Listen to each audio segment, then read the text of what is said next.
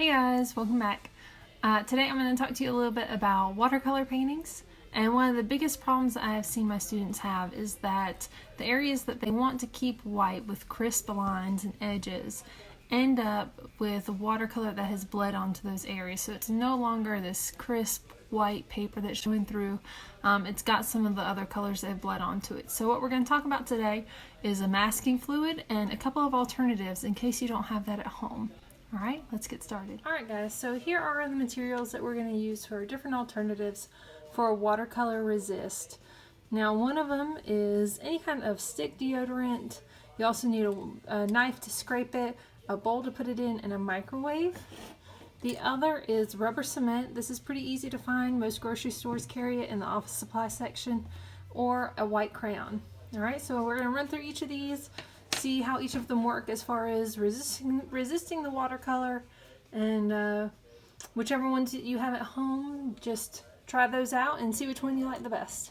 Alright, so for the deodorant, you're just going to use a knife or a spoon and you're just going to scrape some of that into a bowl, maybe a little bit more. It doesn't take a lot, just a couple of little scrapes, and then I'm going to go take this and microwave it, and then I'll be right back.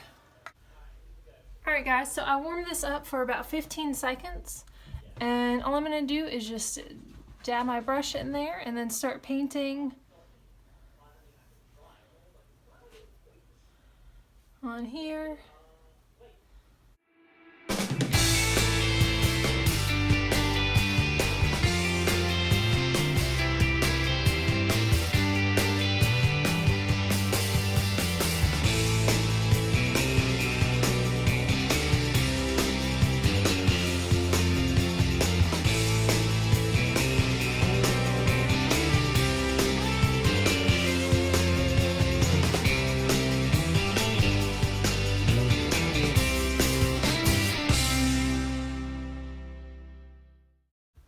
Alright, so once you've got that done, you're just going to let it dry, and then we'll come back and paint with watercolor over top of it.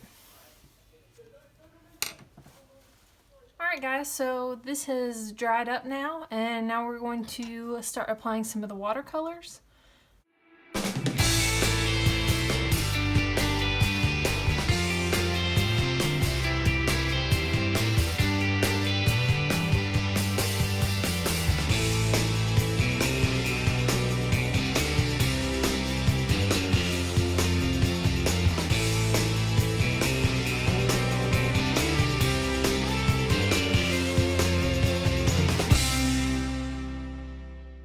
Now that we have finished with the watercolor, we're just going to let that dry completely before we scrape off the resist.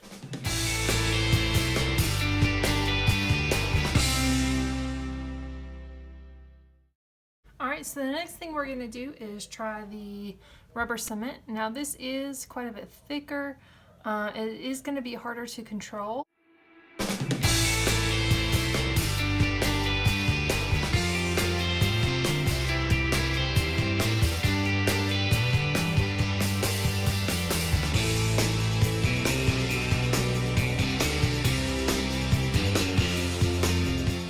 Let's let this dry, and then we will paint over it with the watercolors.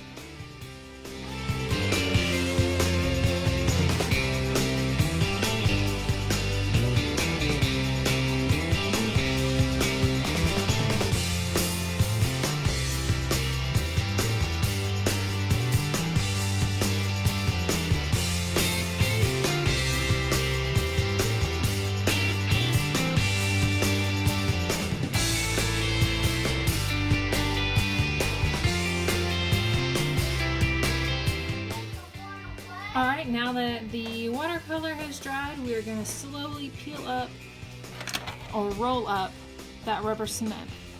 Alright, just use the pad of your finger and gently roll it up.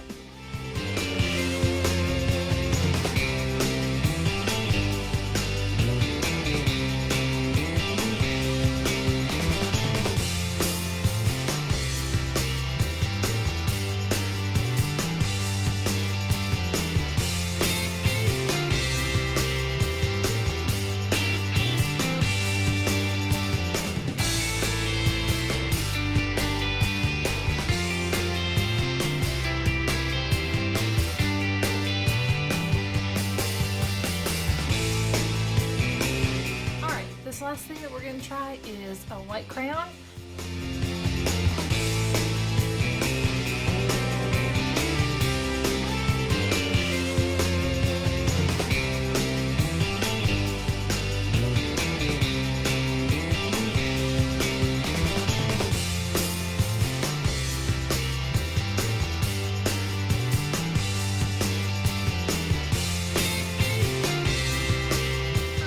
Scraped some of the white area with my fingernail to try and get up some of that watercolor that was stuck on the wax of the crayon.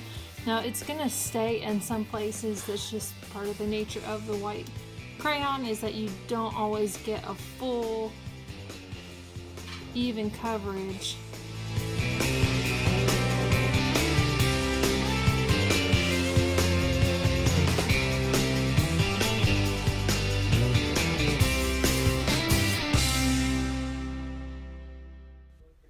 Okay guys, I hope you enjoyed that video, and all three of those alternatives worked really well as a watercolor resist.